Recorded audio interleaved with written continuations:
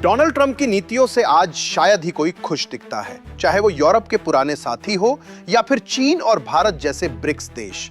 Trump की एक तरफा नीतियों ने सभी को परेशानी में डाला है। फैसले बिना सलाह के लिए गए और उसका असर पूरी दुनिया पर पड़ा। अब सवाल ये नहीं है कि नाराजगी है या नहीं, सवाल ये है कि ये नाराजगी आगे क्या रूप लेगी। हालात ऐसे बनते दिख रहे हैं कि कई देश अपने पुराने मतभेद भूलकर अमेरिका से अलग रास्ता सोचने लगे हैं। यूरोप, ग्लोबल साउथ और ब्रिक्स तीनों ही जगह अमेरिका की नीतियों को लेकर चिंता है।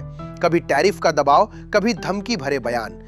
इसी बीच फ्रांस के राष्ट्रपति इमैनुअल मैक्रों का एक बयान चर्चा में आया है। मैक्रों का कहना है कि भारत ब्रिक्स और G7 के बीच एक पुल बन सकता है। उनका मानना है कि भारत ऐसा देश है जिस पर पश्चिम भी भरोसा करता है और ग्लोबल साउथ भी। लेकिन दिक्कत यह है कि G7 में खुद अमेरिका शामिल है और ट्रंप ब्रिक्स को लेकर हमेशा सख्त रहे हैं।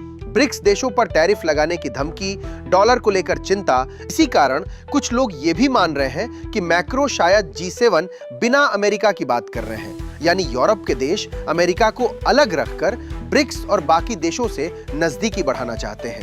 यूरोप को लेकर अमेरिकी बयान, यूरोपीय कंपनियों पर दबाव और ट्रेड की सख्ती ने यूरोप को सोचने पर मजबूर कर दिया है।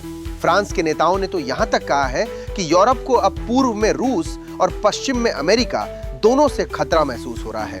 असल में मैक्रो चाहते हैं कि यूरोप अमेरिका पर पूरी तरह निर्भर न रहे। इसे ही वो स्ट्रेटेजिक ऑटोनॉमी कहते हैं, यानी अपने फैसले खुद लेना। और इसी सोच में भारत उन्हें एक सही साथी लगता है। हालांकि ये रास्ता आसान नहीं है। ब्रिक्स और G7 के बीच कई मतभेद हैं। यूक्रेन युद्ध, रूस और चीन को लेकर अलग अलग सोच। इन सब के बीच एक साथ आना मुश्किल है। लेकिन इतना साफ है कि दुनिया के कई देश अब अमेरिका के अलावा भी विकल्प तलाश रहे हैं। और इस बदलती तस्वीर में भारत एक ऐसा देश बनकर उभर रहा है जो दोनों तरफ बात कर सकता है।